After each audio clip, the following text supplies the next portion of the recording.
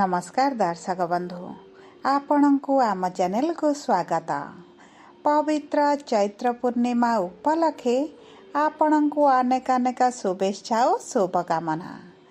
आजिर भिडियोटी कन्या राशि व्यक्ति विशेषज्ञ पाई बहुत गुरुत्वपूर्ण रही। कहीं गुरुत्वपूर्ण रही आपण भिडियोटी शेष पर्यंत देखिले निश्चित भावरे जानी परिबे।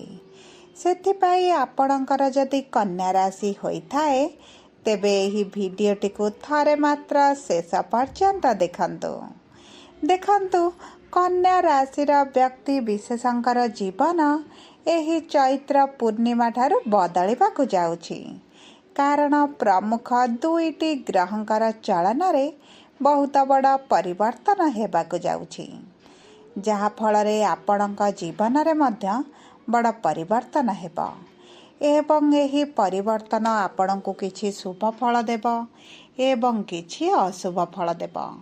देखंतु एही एप्रिल मास 5 तारिख दिन मंगल करिछंती राशि परिवर्तन एवं एप्रिल मास 14 तारिख दिन सूर्य करिवे राशि परिवर्तन, जहा फलरे आपणक जीवन रे बहुत बड़ परिवर्तन हेबा। तेबे आसंतु जानिबा एही चैत्र पूर्णिमा ठारू आपणक जीवन रे कौन सबु बड़ परिवर्तन हेबाकु जाउछि। किंतु भिडियोटी आरंभ करिबा पूर्वरु जदि आपणकर भी कन्या राशि होइथाए एवं आपण भी ईश्वरंकु आंतरिक भक्ति एवं विश्वास करंती तेबे भिडियोटी को लाइक करंतु एवं कमेंट बॉक्स रे जय जगन्नाथ जय माँ लक्ष्मी अवश्य लिखि दियंतु। ता सहित आपणक मनरे जहाँ भी प्रश्न रही जहाँ भी द्वंद्व रही आपण कमेंट बॉक्स रे लिखि जणांतु।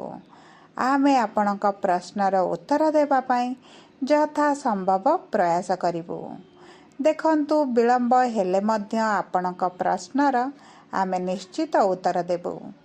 ता सहित दर्शक बंधु जानि रखंतु जे आमर एही कार्यक्रमटी आपणकर जन्म राशि बा चंद्र राशि उपरे आधारित होइछि।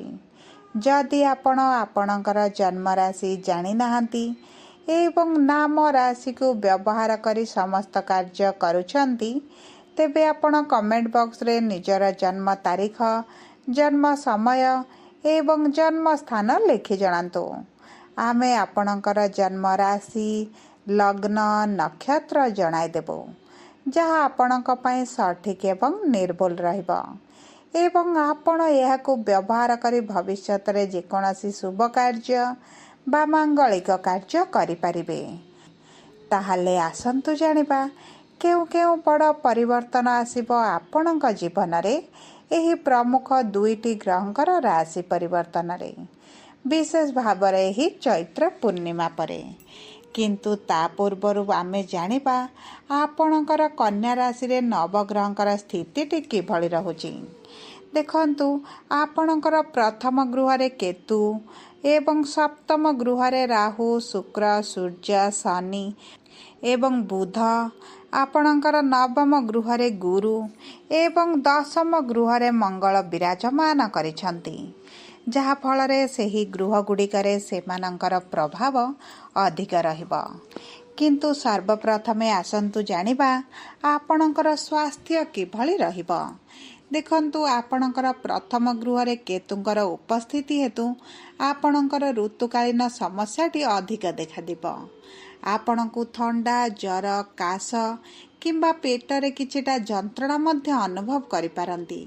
ता सहित आपणक षष्ठ गृहर स्वामी हेले शनि, जी एबे राहुंक प्रभाव रे श्रापित दोष रे पीड़ित अछंती।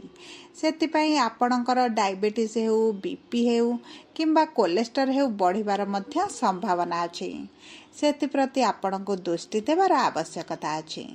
नचेत मोटामोटी भावे देखिबाकू गले आपणकर शरीर रे कौनसी गंभीर समस्या आपण देखिबे नाही। जदि आमे आपणकर प्रेम संपर्क को देखिबा तेबे आपणक प्रेम संपर्क मध्य भल रहिबा। एबे जो मतांतर मनांतर बा जुक्ति तर्क भली परिस्थिति चलीछि ताहा दूर होइजिबा। ଯାହାଫଳରେ ଆପଣଙ୍କ ସମ୍ପର୍କରେ ନିକଟତରତା ବଢ଼ିବ, ପ୍ରେମ ସମ୍ପର୍କରେ ବୁଝାମଣା ବଢ଼ିବ ଏବଂ ଦେଖନ୍ତୁ ଆପଣଙ୍କର ସମ୍ପର୍କକୁ ଆପଣ ଆଗକୁ ନେବା ପାଇଁ ମଧ୍ୟ ଚେଷ୍ଟା କରିବେ। ଉଭୟ ବିବାହ ବନ୍ଧନରେ ବାନ୍ଧି ହେବା ପାଇଁ ମଧ୍ୟ ଚେଷ୍ଟା କରିବେ। ତା ସହିତ ଆପଣଙ୍କର ଭାଗ୍ୟର ଗୃହରେ ଦେବଗୁରୁ ବୃହସ୍ପତି ବିରାଜମାନ କରିଛନ୍ତି, ଯାହାଫଳରେ ଆପଣଙ୍କର ଭାଗ୍ୟ ଆପଣଙ୍କର ସାଥ ଦେବ ଏବଂ ଆପଣଙ୍କର ଯଦି ଭାଗ୍ୟ ଭରସାରେ କୌଣସି କାର୍ଯ୍ୟ କରିବେ ଆପଣ ସଫଳତା ପାଇବେ। ଯଦି ଆମେ ଆପଣଙ୍କର ଶିକ୍ଷାକୁ ଦେଖିବା ତେବେ ଆପଣଙ୍କର ଶିକ୍ଷା ମଧ୍ୟ ବହୁତ ଭଲ ରହିଛି, କିନ୍ତୁ ମେ ମାସ 15 ତାରିଖ ପରେ ଆପଣ ଯଦି ଶିକ୍ଷା ସମ୍ବନ୍ଧିତ କୌଣସି ବଡ଼ ନିଷ୍ପତ୍ତି ନିଅନ୍ତି ଆପଣ ସେଥିରେ ଉପକୃତ ହେବେ ଏବଂ ଭବିଷ୍ୟତରେ ଆପଣଙ୍କ ପାଇଁ ଲାଭଦାୟକ ରହିବ।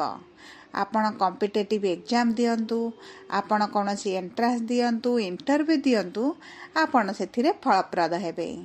ଯଦି ଆମେ ଆପଣଙ୍କର ସନ୍ତାନର ଯୋଗକୁ ଦେଖିବା ତେବେ ଆପଣଙ୍କର ସନ୍ତାନର ଯୋଗ ଏବେ ବହୁତ ଭଲ ରହିଛି। ଯଦି ଆପଣ ଫ୍ୟାମିଲି ପ୍ଲାନିଂ କରନ୍ତି, ସନ୍ତାନ କନସିଭ୍ କରିବା ପାଇଁ ଚେଷ୍ଟା କରନ୍ତି, ଆପଣ ସେଥିରେ ସୁଫଳ ପାଇବେ। ଯଦି ଆମେ ଆପଣଙ୍କର ବୈବାହିକ ସମ୍ପର୍କକୁ ଦେଖିବା ତେବେ ବିବାହର ଗୃହରେ 5ଟି ଗ୍ରହ ଏକତ୍ର ଅଛନ୍ତି, କିନ୍ତୁ ସୂର୍ଯ୍ୟ ଏହି ଏପ୍ରିଲ ମାସ 14 ତାରିଖ ଦିନ ଆପଣଙ୍କର ଅଷ୍ଟମ ଗୃହକୁ ଗୋଚର କରିବେ ଏବଂ ସେଠାରେ ଉଚ୍ଚରେ ରହିବେ, ଯାହାଫଳରେ ଆପଣଙ୍କର ଗ୍ରହଣ ଦୋଷ ମଧ୍ୟ ଶେଷ ହୋଇଯିବ। ଆପଣଙ୍କ ବୈବାହିକ ସମ୍ପର୍କରେ ଏବେ ଯେଉଁ ମନମାଳିନ, ସନ୍ଦେହ, ବିଶେଷ ଭାବରେ ଆପଣ ଯେଉଁ ଅସନ୍ତୋଷ ରହୁଛନ୍ତି, ଆପଣଙ୍କ ମନରେ ଯେଉଁ ଦୁଶ୍ଚିନ୍ତା ରହୁଛି ତାହା ଆପଣଙ୍କର ଏହି ଏପ୍ରିଲ ମାସ 14 ତାରିଖ ପରଠାରୁ ଦୂର ହୋଇଯିବ। ଆପଣଙ୍କ ବୈବାହିକ ସମ୍ପର୍କରେ ତୃତୀୟ ଲୋକଙ୍କର ହସ୍ତକ୍ଷେପ କମ୍ ହୋଇଯିବ, ଯାହା ଆପଣଙ୍କ ବୈବାହିକ ସମ୍ପର୍କରେ ବହୁତ ମତଭେଦ, ବହୁତ ଡିଷ୍ଟର୍ବାନ୍ସ କ୍ରିଏଟ୍ କରୁଥିଲା, ତାହା ମଧ୍ୟ କମ୍ ହୋଇଯିବ। ଦମ୍ପତିଙ୍କ ମଧ୍ୟରେ ପ୍ରେମର ଭାବନା ବଢ଼ିବ, ବୁଝାମଣା ବୃଦ୍ଧି ପାଇବ, ଉଭୟ ଏକତ୍ର ସମୟ ଅତିବାହିତ କରିବେ ଏବଂ ଯେକୌଣସି ନିଷ୍ପତ୍ତି ନେବା ପୂର୍ବରୁ ଉଭୟ ଦମ୍ପତି ବୁଝାମଣା କରି ସେହି ନିଷ୍ପତ୍ତିକୁ ନେବା ଆରମ୍ଭ କରିବେ। ତେଣୁକରି ଦେଖନ୍ତୁ ମେ ମାସ 15 ତାରିଖ ପରେ ବୈବାହିକ ଦମ୍ପତିଙ୍କ ପାଇଁ ବହୁତ ଭଲ ସମୟ ରହିବ। ସେମାନଙ୍କର ଭାଗ୍ୟ, ସେମାନଙ୍କର ବୈବାହିକ ସଂସାରରେ ବଡ଼ ପରିବର୍ତ୍ତନ ଆସିବ ଏବଂ ଯଦି ଆପଣ କୌଣସି ପାର୍ଟନରସିପ୍ ବିଜନେସ୍ କରୁଛନ୍ତି ତେବେ ମେ ମାସ 18 ତାରିଖ ପରେ ଆପଣଙ୍କୁ ସଫଳତା ମିଳିବ। ଆପଣ ବ୍ୟବସାୟରେ ଲାଭାନ୍ୱିତ ମଧ୍ୟ ହେବେ। ଯଦି ଆମେ ଆପଣଙ୍କର କର୍ମକ୍ଷେତ୍ରକୁ ଦେଖିବା ତେବେ କର୍ମର ଗୃହରେ ମଙ୍ଗଳ ବିରାଜମାନ କରିଛନ୍ତି, ଯାହାଫଳରେ ଆପଣଙ୍କ କର୍ମକ୍ଷେତ୍ରରେ ଆପଣ ଊର୍ଜାବାନ ହୋଇ କାମ କରିବେ। ସବୁ କାର୍ଯ୍ୟକୁ ଆପଣ ନିଜେ କରିବା ପାଇଁ ଚେଷ୍ଟା କରିବେ। ଯେକୌଣସି ଛୋଟ ବଡ଼ ସମସ୍ୟା ଆପଣଙ୍କ କର୍ମକ୍ଷେତ୍ରରେ ଆସୁଥିବ ତାହାକୁ ମଧ୍ୟ ଆପଣ ନିଜେ ସମାଧାନ କରିବେ, ଯେଉଁଥିପାଇଁ ଆପଣ ଉଚ୍ଚ ଅଧିକାରୀଙ୍କର ପ୍ରିୟଜନ ମଧ୍ୟ ହେବେ। ଆପଣଙ୍କୁ ସମ୍ମାନିତ କରାଯିବ, ଆପଣଙ୍କୁ ପ୍ରଶଂସିତ କରାଯିବ, ଆପଣଙ୍କର କାର୍ଯ୍ୟର ଯେଉଁ ନେତୃତ୍ୱ ନେବାଟିକୁ ମଧ୍ୟ ଅଧିକ ପ୍ରଶଂସିତ କରାଯିବ, ଯାହାଫଳରେ ଆପଣଙ୍କର ଦରମା ବୃଦ୍ଧି ହୋଇପାରେ, ଆପଣଙ୍କର ପ୍ରମୋସନ୍ ହୋଇପାରେ ଏବଂ ଦେଖନ୍ତୁ ଯେଉଁମାନେ ବ୍ୟବସାୟ କରୁଛନ୍ତି ବ୍ୟବସାୟୀମାନଙ୍କର ବହୁତ ଲାଭ ମଧ୍ୟ ରହିବ। ବ୍ୟବସାୟକୁ ବିସ୍ତାର କରିବା ପାଇଁ ଚିନ୍ତା କରିବେ। ଯଦି ଆପଣଙ୍କର ବକେୟା ଟଙ୍କା କେଉଁଠି ରହିଯାଇଛି ତାହା ମଧ୍ୟ ଆପଣଙ୍କୁ ମିଳିଯିବ। ଆପଣ କରଜ ଅର୍ଥ ଶୁଝିବା ପାଇଁ ସକ୍ଷମ ହୋଇଯିବେ। ବ୍ୟବସାୟରେ ଲାଭ ଦ୍ୱିଗୁଣିତ ହେବା କାରଣରୁ ଆପଣଙ୍କର ଆର୍ଥିକ ସ୍ଥିତି ମଧ୍ୟ ମଜବୁତ ହେବ। ଆପଣଙ୍କର ପରିବାରରେ ଅର୍ଥକୁ ନେଇ ଯେଉଁ ସମସ୍ୟା ଚାଲିଛି ତାହା ଦୂର ହୋଇଯିବ। ଅର୍ଥର ଅଭାବରେ ପରିବାର ମଧ୍ୟରେ ଯେଉଁ ମିସ୍ଅଣ୍ଡରଷ୍ଟାଣ୍ଡିଂ ଅଛି, ମତଭେଦ ଅଛି, ରାଗଦ୍ୱେଷ ଅଛି, ତାହା ମଧ୍ୟ ଦୂର ହୋଇଯିବ।